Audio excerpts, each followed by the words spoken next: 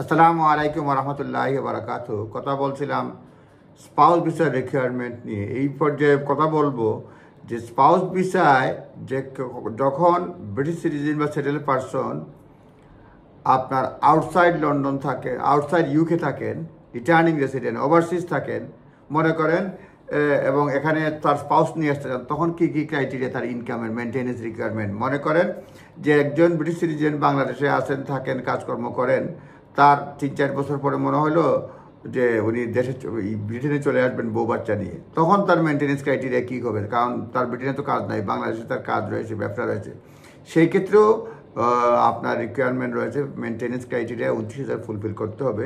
এখানকার মতো একটু ডিফারেন্ট, রিটার্নিং রেসিডেন্টের জন্য 2টা রিকোয়ারমেন্ট ফুলফিল করতে হবে। এটা হচ্ছে at least 6 months prior to the date of application, তার ওই যে 6 মাসের বেতন ভাতা দেখাতে হবে।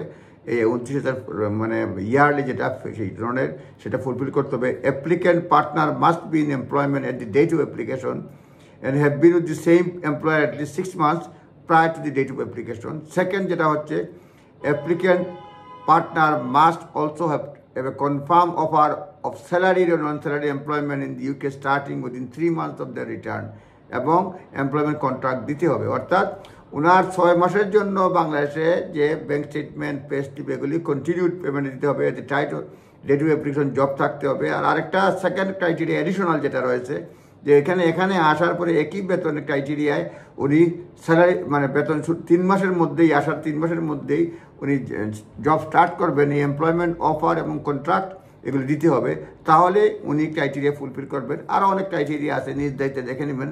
জাস্ট মূল বিষয়টা বললাম যে ওভারসিজে ইনকাম করলে যদি স্যালারি এমপ্লয়মেন্ট হয়, 6 মাসের ব্যাঙ্ক স্টেটমেন্ট, পে স্লিপ দেখান এবং এটা ইয়ারলি যদি 29,000 হয় এবং ঠিক একই বেতন যদি এখানে আসার পর 3 মাসের মধ্যে আপনি অফার পান এবং সেই ক্ষেত্রে অফার কন্ট্রাক্ট অফ এমপ্লয়মেন্ট দেন, তাহলে ক্রাইটেরিয়া ফুলফিল হবে। সঙ্গে তো অন্যান্য ক্রাইটেরিয়া রয়েছে। সেলফ এমপ্লয়েডের ক্ষেত্রেও মানে বিদেশি এমপ্লয়ার থাকলেও সেটাও সম্ভব, সেটা অন্য ভিডিওতে বলার চেষ্টা করব। সব ক্ষেত্রেই আপনারা নিজস্ব লয়ারের পরামর্শ নেবেন। Returning sponsors partner financial requirement সেটা হচ্ছে when applicant partner is returning with the applicant in the UK to work, they must meet 2 requirement. Applicant যেটা to the UK to work, they must 2 requirement.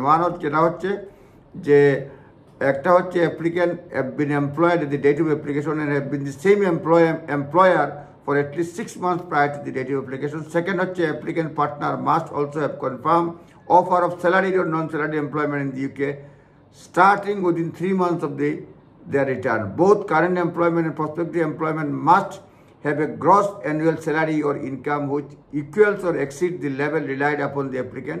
Current salary threshold যেটা হচ্ছে 29,000 pound. নিজ দায়িত্বে দেখে নেবেন, অন্যান্য ক্রাইটেরিয়া রয়েছে, এগুলি যা সারমর্ম বললাম। আসসালামু আলাইকুম।